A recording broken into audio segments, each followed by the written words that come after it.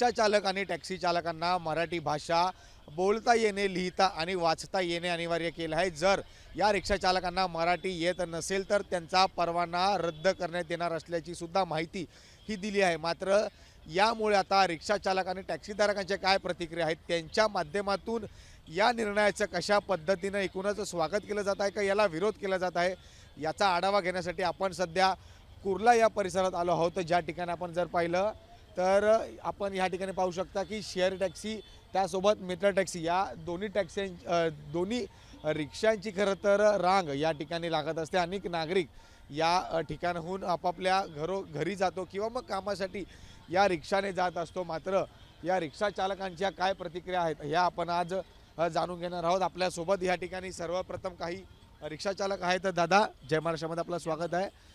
मराठी भाषा येणं अनिवार्य आहे रिक्षा चालक आणि टॅक्सी चालकांसाठी निर्णय आला आहे. तुम्ही कसं बघताय एकंदरीत या निर्णय? जो चल रहा है उसको चलने दो, जिसको सीखना है वो सीखेगा और अच्छा है सिखाने में, ठीक है, कोई बात नहीं। तो आप मराठी बोल के आप गाड़ी चलाओगे आगे? आप कितने साल से गाड़ी चला? अरे मैं तो 2003 से चला रहा हूँ।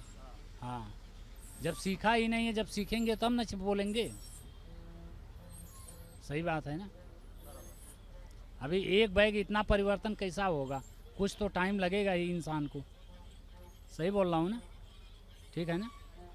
अगर मराठी बोलना नहीं आता है तो आपको टाइम चाहिए कुछ दिनों का, ऐसा आपका कहना है? हाँ हाँ, जी जी, जिसको यहाँ रहना है, हमको रहना है, हमने खुला बोल दिया है। तो टाइम लोगे तो आप सीख के बोलोगे? हाँ हाँ, बोलेंगे, जरूर बोलेंगे, जरूर बोलेंगे। नक्कीच आपल्याला सर्वात पहिलं खरं तर रिक्षा चालकांच्या माध्यमातून प्रतिक्रिया आली आहे की काही वेळ हा रिक्षा चालकांना मराठी समजून घेण्यासाठी बोलण्यासाठी द्यावा, जेणेकरून त्यांनी जो आहे तो त्यांचा वेळ घालवून मराठी शिकतील. आपल्यासोबत आणखी आहे दादा, एक मिनट लूंगा आपका. बस एक डिसीजन आ रहा है सरकार की ओर से कि रिक्शा चालक को मराठी बोलना कंपलसरी होना चाहिए. आपको क्या लगता है? रिक्शा चालक हो या कोई भी हो, उसमें जो है हर ये कंट्री में हर जात के धर्म के लोग रहते हैं, तो हर कोई कंपलसरी मराठी नहीं बोल सकता है. तो इससे मैं सरकार को ये गुजारिश करता हूँ कि ये इस पर कंपलसरी नहीं करना चाहिए. कितने साल से गाड़ी चला रहे? मेरे को 15 साल हो गया. तो 15 साल से आपको मराठी मतलब बोलने आता नहीं कि मराठी बोलते वो समझता है समझता है, लेकिन बोलना नहीं आता? बोलना उतना नहीं आता. तो इसके ऊपर क्या लगता है, मतलब क्या ऑप्शन आ सकते हैं सरकार की ओर से, आपके लिए क्या किया जा सकता है? जो सब समझ सकते हो वो हिसाब से करना चाहिए.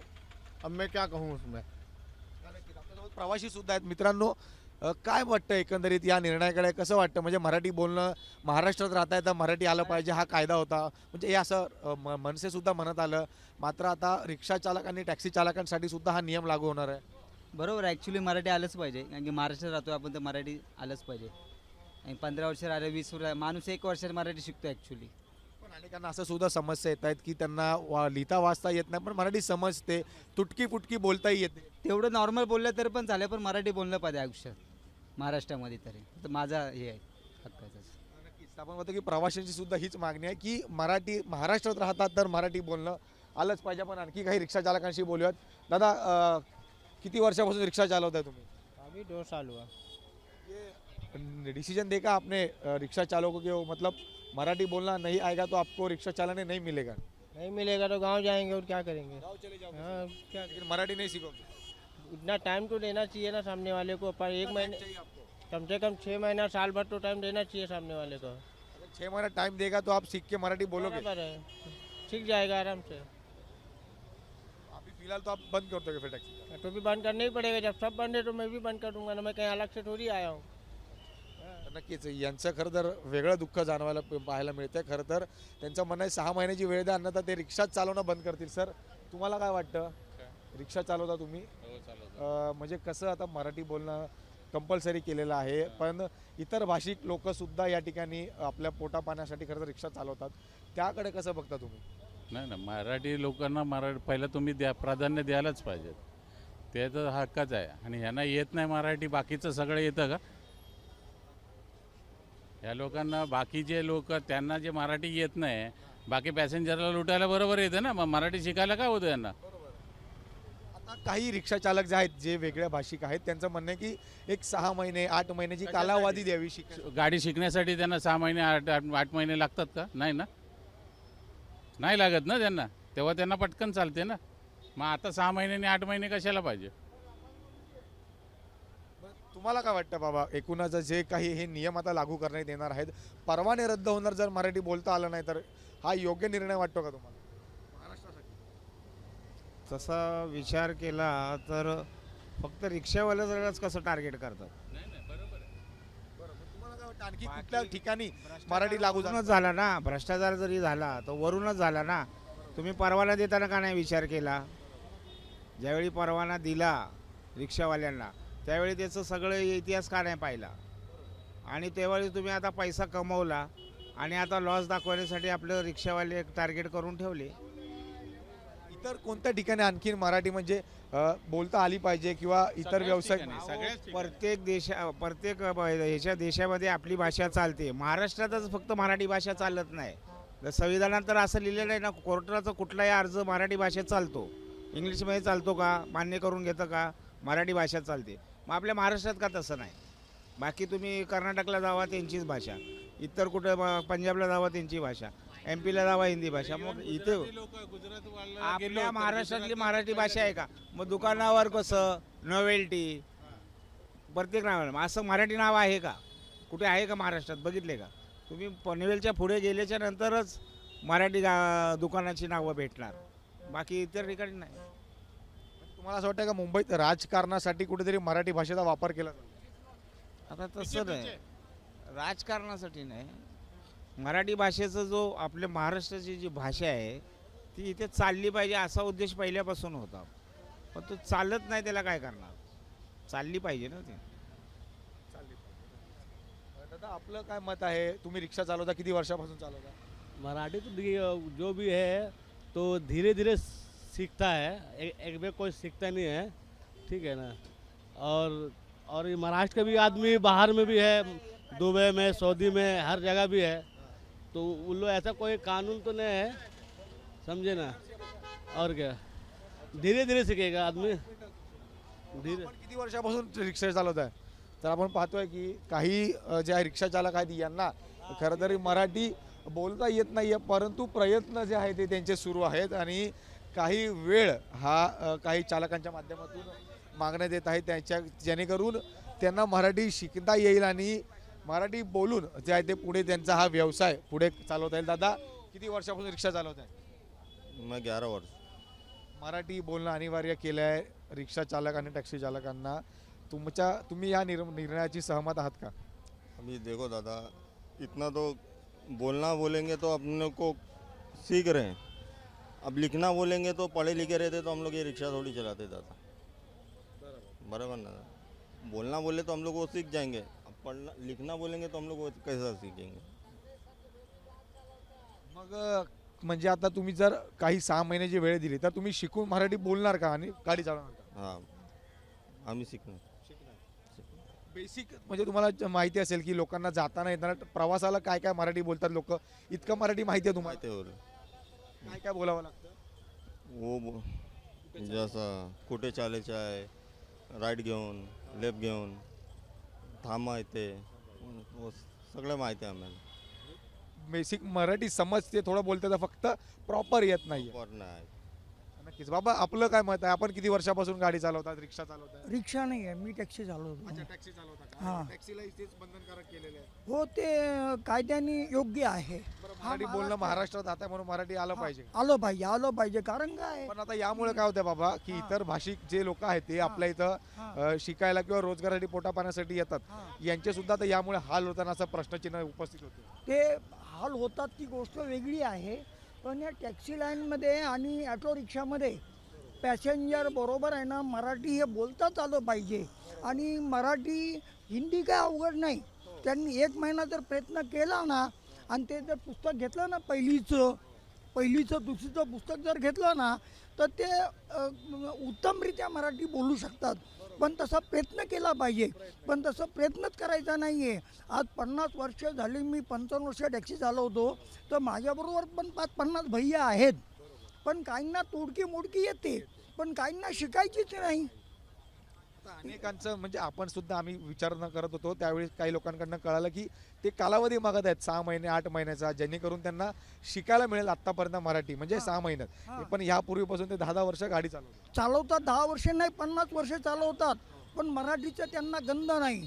आणि वर क्या म्हणजे असं हम नहीं बोलेंगे, हमको नहीं आता है, हम नहीं बोलेगा, ही मगरूरची भाषा काय कामाची. जे परवाने रद्द होणं चांगलं आहे का? झालेच पाहिजेत. हा महाराष्ट्र आहे. कर्नाटकमध्ये जर गेलं ना तर कन्नड चालतं, इतर भाषा चालत नाही. इंग्लिश पण नाही आणि हिंदी पण नाही.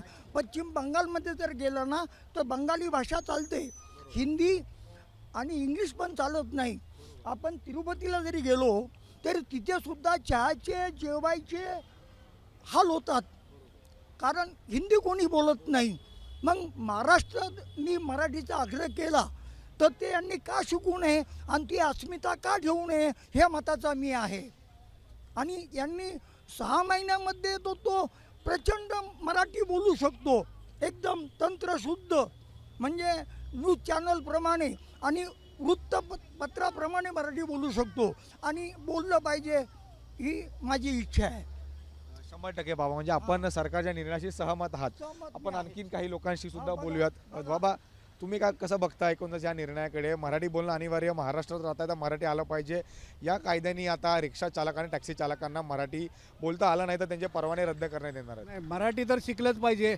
आपण आपली रोजीरोटी इथं आहे, आपण इथं जगतो, तर मराठी शिकलंच पाहिजे.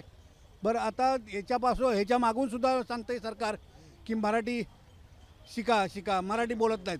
पण काय भैया लोक दादागिरी करतात, आम्ही नाही करणार, आम्ही नाही शिकणार, जर काय करायचं करा, असं नाही चालणार. सरकारने ह्यांना मुदत वाढवून द्यावी 6 महिने आणि मराठी शिकून घ्यावं. मात्र परवाने रद्द करण्यापूर्वी काही जे इतर भाषिक लोक आहेत यांचं काय म्हणणं आहे की 6 महिने 8 महिन्याचा कालावधी मिळावा, म्हणजे त्यांना मराठी शिकता येईल, बोलायचा प्रयत्न करता येईल. आणि जर त्यानंतरही ते अपयश ठरले तर त्याचे परवाने रद्द करा अशी मागणी काही करत आहेत. काय वाटतं या मागणी बरोबर आहे. मागणी त्यांची सरकारची मागणी बरोबर आहे. 6 महिने वाढवून दिलं, तुम्ही शिकला म्हणजे तुम्हाला काळजीच नाही ना इथल्या महाराष्ट्राची.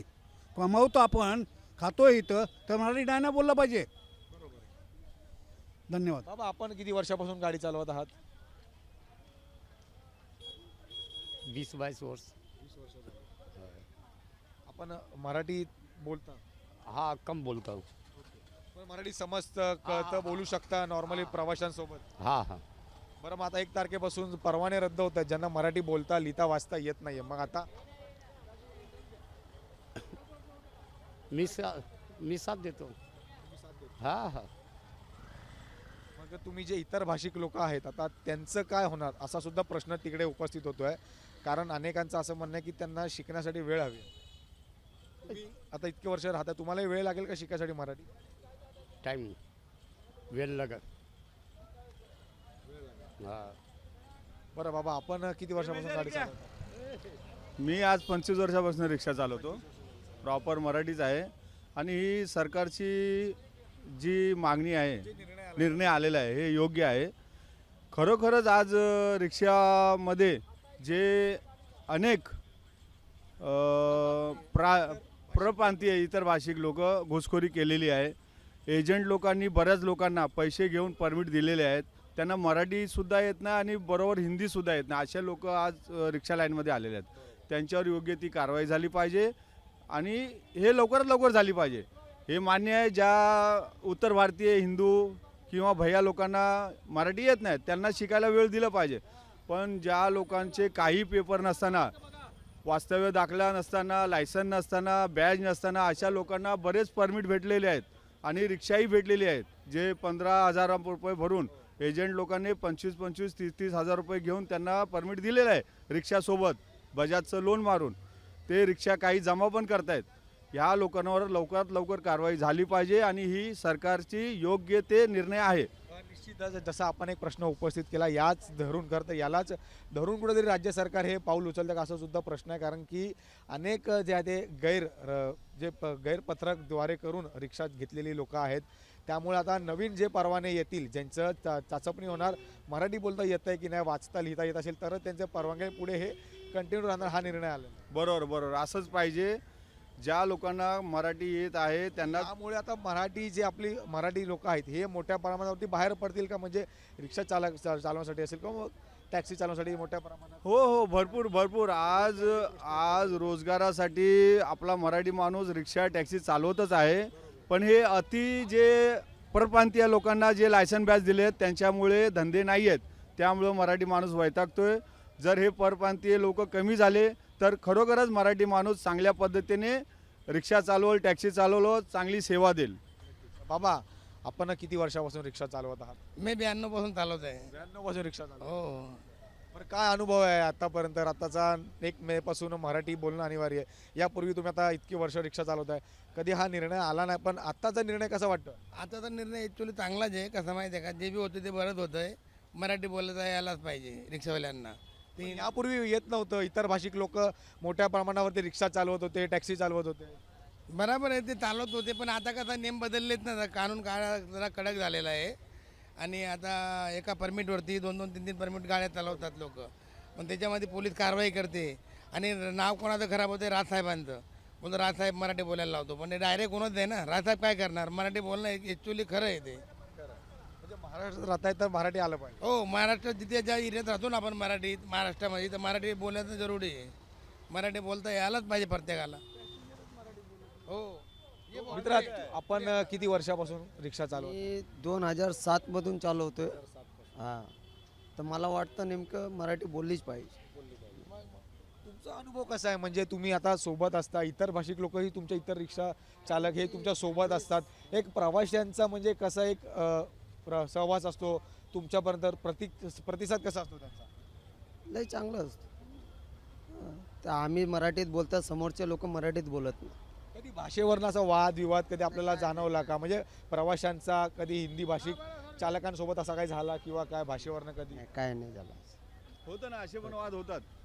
काही लोकांना हिंदी परप्रांतीयांना मराठी येत नाही, आणि जे आपले वयस्कर जे असतात मराठी माणसं, त्यांना ते मराठीत बोलायचा प्रयत्न करतात, तर ते समोरच्याला काय बोलतात तेही कळत नाही. त्यामुळे खरोखरच आज रिक्षा जे चालवतात, परमिट होल्डर आहे, स्वतःची गाडी आहे, त्याला मराठी आलीच पाहिजे.